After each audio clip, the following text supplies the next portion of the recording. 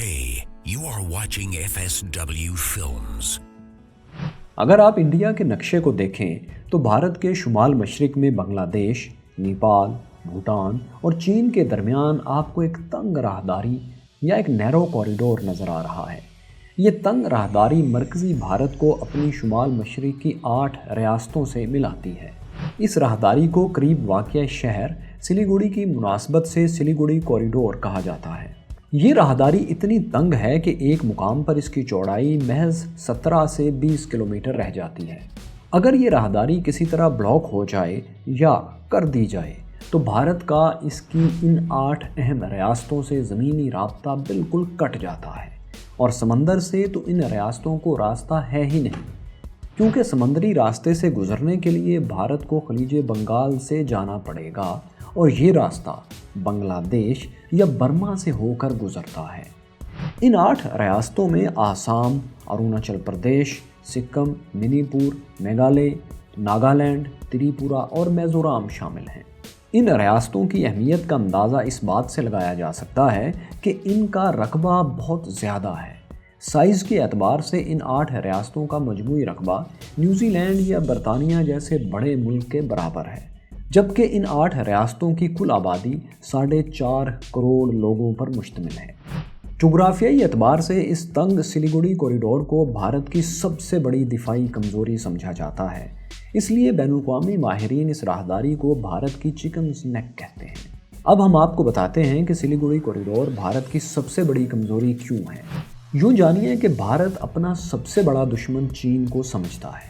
इसकी एक बड़ी वजह दोनों ममालिक के दरमियान मौजूदा बॉर्डर मैकमोहन लाइन है, जिसे चीन ने कभी अपना मुस्तकिल बॉर्डर तस्लीम नहीं किया, क्योंकि इसी बॉर्डर पर मौजूद भारत के ज़ेरे कंट्रोल रियासत अरुणाचल प्रदेश को चीन भारत का हिस्सा नहीं बल्कि अपना हिस्सा समझता है और अपने नक्शों में दिखाता है। अरुणाचल प्रदेश भारत की इन 8 शुमाल मशरकी रियासतों में से एक बहुत बड़ी रियासत है। हिमालय के पहाड़ों में वाक़े इस रियासत का कुल रकबा लगभग ऑस्ट्रिया या उर्दन के बराबर है। दोनों ममालिक के दरमियान अरुणाचल प्रदेश के कंट्रोल के लिए 1962 में जंग भी हो चुकी है। 1962 की जंग में भारत के मुकाबले में चीन का पलड़ा काफ़ी भारी रहा था। 1967 में भी इंडियन रियासत सिक्किम और चीनी रियासत तिब्बत के बॉर्डर पर नथुला और चूला के मुकाम पर भी चाइना और भारत में झड़पें हो चुकी हैं। इन्हीं तनाज़ात की बुनियाद पर दोनों ममालिक के दरमियान बदएतमादी की खलीज इंतहाई गहरी है। दोनों ममालिक की अफवाज ना सिर्फ एक दूसरे के खिलाफ दिफाई पोजीशन लिए हुए हैं, बल्कि एक दूसरे के खिलाफ जंगी मशकें भी करती रहती हैं। भारत के दिफाई इदारों को चीन की सिलीगुड़ी कॉरिडोर से सिर्फ 100 किलोमीटर दूर तिब्बत में मौजूदगी से बहुत ख़तरा है। चीन की नेशनल आर्मी यानी पीपल्स लिबरेशन आर्मी भारत से अरुणाचल प्रदेश हासिल करने के लिए सिलीगुड़ी कॉरिडोर के नज़दीक किलाबंदी कर रही है और अपनी फ़ौज की इस्तेदाद सलाहियत बढ़ा रही है। अरुणाचल प्रदेश का महाज अगर कभी चीन को खोलना पड़े तो उसको पहले इस रियासत में मौजूद भारतीय फ़ौज की सप्लाई लाइन काटना पड़ेगी। भारतीय फ़ौज की 3rd कोर, 4th कोर और 33rd कोर अरुणाचल प्रदेश और सिक्किम में मौजूद है। इन कोर्स को supply line Siliguri Guwahati road, Siliguri Gangtok road और सिलीगुड़ी न्यू तिनसुकिया ट्रेन के ज़रिए होती है। ये अहम रोड्स और रेल का नेटवर्क सिलीगुड़ी कॉरिडोर से होकर गुजरता है। अगर चीन और भारत में जंग होती है तो सिलीगुड़ी कॉरिडोर जैसे तंग इलाके का दिफा बहुत मुश्किल काम है और इसको ब्लॉक करने के लिए सप्लाई लाइन काटना निस्बतन आसान काम है। इसलिए सिलीगुड़ी कॉरिडोर भारत की बहुत बड़ी कमज़ोरी है, जिस पर काबू ना पाने की सूरत में भारत को अपने ज़ेरे कंट्रोल इलाके अरुणाचल प्रदेश से हाथ धोना पड़ सकता है। अब हम आपको बताते हैं कि सिलीगुड़ी कॉरिडोर के दिफा को मजबूत करने के लिए भारत ने क्या इक़दाम किए हैं। चीन की तरफ से किसी मुमकिना मुहिमजोई या हमले के पेश नज़र भारत ने भी अपनी फ़ौजी तादाद को इस इलाके में बढ़ा दिया है। इस सिलसिले में भारत ने 2 बड़ी एयर बेसिस बगदोरा और हिस्मारा भी इसी राहदारी में बनाई हैं ताकि चीनी हमले का मौसर जवाब दिया जा सके। एक दूसरे पर बर्तरी हासिल करने की इस कोशिश में दिफाई मैदान के साथ साथ बैनुल ममालिक ताल्लुकात भी बहुत अहम हैं। اگر بھارت نیپال اور بھوٹان کو کسی بھی آنے والی ممکنہ جنگ کی صورت میں اپنا ڈیفنس پارٹنر بنانے میں کامیاب ہو جاتا ہے تو یہ سلیگوڑی کوریڈور کو بچانے میں فیصلہ کن کردار ادا کرے گا، کیونکہ بھارت کے لیے نیپال اور بھوٹان کے ساتھ دفاعی پارٹنرشپس کی صورت میں سلیگوڑی کوریڈور کو ایک اسٹریٹجک ڈیپتھ مل جائے گی، یعنی دفاع کے لیے یہ علاقہ ذرا وائڈ چوڑا ہو جائے گا، اور اس صورت میں چین کے لیے اسے بلاک کرنا مشکل ہو جائے گا، اور 3 ممالک یعنی بھارت کے ساتھ نیپال اور بھوٹان سے بھی لڑنا پڑے گا۔ اسی مقصد کے حصول کے لیے تاریخی طور پر بھارت نے اپنے دونوں ہمسایوں بھوٹان اور نیپال کو اپنے زیر اثر رکھا ہوا ہے۔ دونوں ممالک سائز میں انتہائی چھوٹے اور لینڈ لاکڈ ہیں، یعنی کہ زمین میں گرے ہوئے ہیں، اور ان کا بیرونی دنیا کے ساتھ تمام رابطہ اور تجارت بھارت کے راستے ہی ہوتی ہے، انہیں براہ راست کوئی سمندر یا اور ملک نہیں چھوتا۔ دونوں ممالک کی تجارت اور صنعت کا سارا دار و مدار اسی لیے بھارت پر ہے۔ یہی وجہ ہے کہ بھارت ان ممالک کی کمزور جغرافیائی پوزیشن کا فائدہ اٹھاتے ہوئے انہیں چین کے خلاف اپنے دفاع میں استعمال کرتا رہا ہے۔ بھوٹان کا چین کے ساتھ بارڈر بھی متنازع ہے، کہتے ہیں دشمن کا دشمن بھی دوست ہوتا ہے، اس لیے بھوٹان کے لیے یہ قدرتی بات ہے کہ وہ اپنے دفاع کی ضمانت کے لیے بھارت کا اتحادی رہے۔ انہی زمینی حقائق کو سامنے رکھتے ہوئے بھارت اور بھوٹان نے 1949 میں انتہائی اہم معاہدہ کیا، جس کے تحت بھوٹان نے اپنی خارجہ پالیسی اور دفاع کا مکمل اختیار بھارت کو دے دیا۔ لیکن پھر وقت بدلا۔ 2007 میں نئے وقت کے تقاضوں کو سامنے رکھتے ہوئے بھوٹان نے بھارت کے ساتھ معاہدے کو رینیو کیا، تجدید کی اس کی، اور خارجہ پالیسی کا اختیار بھارت سے واپس لے لیا۔ تاہم بھوٹان کے دفاع کی مکمل ذمہ داری اب بھی انڈیا کے پاس ہی ہے۔ سلیگوڑی کوریڈور سے ملحقہ بھوٹان میں بھارت کی موجودگی اس کوریڈور اور بھارت کے دفاع کو مضبوط بناتی ہے۔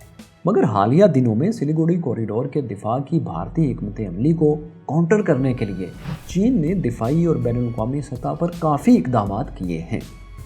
بھارت کی نیپال کے اندرونی معاملات میں بڑھتی ہوئی مداخلت سے نیپال کافی ناخوش تھا، اور ہے اس کا فائدہ چین نے اٹھایا ہے۔ نیپال کی انڈیا سے ناراضگی کی ایک بڑی وجہ بھارتی اسٹیبلشمنٹ کی طرف سے انڈین ریاست بہار اور یو پی کے بارڈر کے ساتھ جنوبی نیپال میں مدھیشی لوگوں میں شورش کی مبینہ کوشش ہے۔ نیپالی حکومت یہ سمجھتی ہے کہ 2015 میں نیپالی آئین میں ترمیم کے لیے بھارت کی جانب سے مدھیشی لوگوں کے ذریعے دباؤ ڈالا گیا تھا۔ اس مقصد کے لیے مبینہ طور پر مدھیشی لوگوں کے ذریعے بھارت سے آنے والے تیل، ادویات اور دیگر سامان کی ناکہ بندی کر کے نیپال میں پالیسی سازوں اور حکومت کو آئین میں تبدیلی پر مجبور کیا گیا۔ ماہرین کے مطابق بھارت کے اس اقدام سے دونوں ممالک انڈیا اور نیپال میں دوریاں بڑھیں، اور نیپال نے بھارت کے بجائے پہلی بار چین کی طرف دیکھنا شروع کیا۔ اس موقع سے فائدہ اٹھاتے ہوئے چین نے نیپال کے ساتھ مؤثر سفارتکاری شروع کر دی ہے، اور نیپال کو اپنے کیمپ میں لانے کے لیے صدر شی جن پنگ نے 2019 میں اپنے سرکاری دورے کے دوران 3.5 بلین RMB مالیت کے ریل منصوبوں پر دستخط کر دیے ہیں۔ اس عمل سے نیپال چین کے ون بیلٹ ون روڈ منصوبے کا حصہ بن گیا ہے۔ اس کے علاوہ چین نے نیپال میں بڑی انویسٹمنٹ کرتے ہوئے ٹرانسپورٹ اور انرجی کے شعبوں میں 20 مزید منصوبوں پر بھی سائن کیے ہیں۔ چین کے ان اقدامات سے دونوں ممالک کے درمیان قائم تعلقات تاریخ کی بلند ترین سطح پر پہنچ چکے ہیں۔ یہ تو بات ہوئی نیپال کی۔ اب دیکھتے ہیں چین نے بھوٹان کے ساتھ کیا معاملہ کیا ہے۔ چین نے بھوٹان کے ساتھ بھی رابطے اور دوستی بڑھانا شروع کر دی ہے، جس سے بھارت کے منصوبہ ساز فکر مند ہیں۔ بھوٹان کے ساتھ سرحدی مسائل کے حل کے لیے چین نے کمال عقل مندی کا مظاہرہ کرتے ہوئے بھوٹان کے ساتھ مؤثر سفارتکاری کی کوشش کی۔ اسے شمال میں پسار لنگر اور جکار لنگر کا 495 مربع کلومیٹر کا رقبہ دیتے ہوئے جنوب مغرب میں دوکلم کا خطہ لینے پر آمادہ کر لیا۔ یاد رہے کہ اس تبادلے کے نتیجے میں بھوٹان کے پاس زیادہ یعنی کہ 495 مربع کلومیٹر کا رقبہ آنا تھا، جبکہ چین کے پاس تھوڑا یعنی کہ 269 اسکوائر کلومیٹر کا رقبہ آنا تھا۔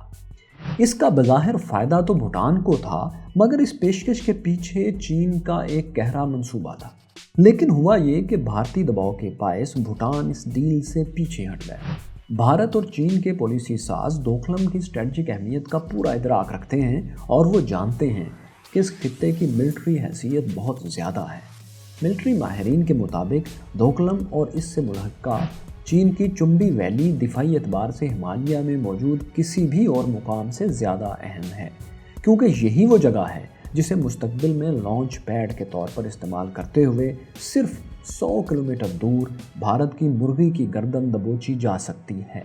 2017 में चीन ने तिब्बत तक अपने रोड के नेटवर्क को वसअत देते हुए एक रोड डोका ला तक बनाना शुरू कर दी थी। डोका ला का मुतनाज़ इलाका भूटान के पास है, जो ट्राई जंक्शन पॉइंट यानी कि वो जगह जहां चीन, भारत और भूटान के बॉर्डर्स मिलते हैं, उसके करीब है।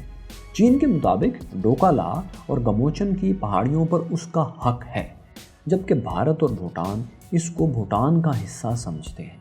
और भूटान का दिफा आप जान ही चुके हैं कि भारत के पास है। चीन का डोका ला पर हक मान लिया जाए तो ट्राई जंक्शन पॉइंट की जगह बदल जाएगी, यानी ये अपने मौजूदा मुकाम बतंग ला के जुनूब में गमोचन पर मुंतकिल हो जाएगा, जहाँ से जम्फेरी रिज के रास्ते चीन मगरबी भूटान के अंदर मौजूद सड़कों का इस्तेमाल करते हुए सिलीगुड़ी कॉरिडोर तक बआसानी पहुंच सकता है, जहां इसको कम मुज़ाहमत का, कम रुकावट का सामना होगा। भारतीय फ़ौज और इंटेलिजेंस हुकाम के मुताबिक चीन इस खित्ते और चुंबी वैली में अपनी फ़ौजी ताकत बढ़ाता जा रहा है और पिछले कुछ अरसे में चीन ने यहाँ नई छावनियाँ कायम की हैं। फ़ौजी माहिरीन के मुताबिक चीन को इन हालिया इक़दामात की वजह से मुस्तकबिल में सिलीगुड़ी कॉरिडोर की नाकाबंदी करने और अरुणाचल प्रदेश तक भारतीय फ़ौज की सप्लाई रोकने में मदद मिलेगी। इसके नतीजे में मुमकिन है कि चीन अरुणाचल प्रदेश को भारतीय कंट्रोल से हासिल कर ले या करने की कोशिश करे। खित्ते की दो बड़ी इकोनॉमिक और मिलिट्री पावर्स के दरमियान इस लंबी, कठिन और असाब शिकन जंग में फ़तह किसको नसीब होगी, इसका फ़ैसला हम और आप आज नहीं कर सकते।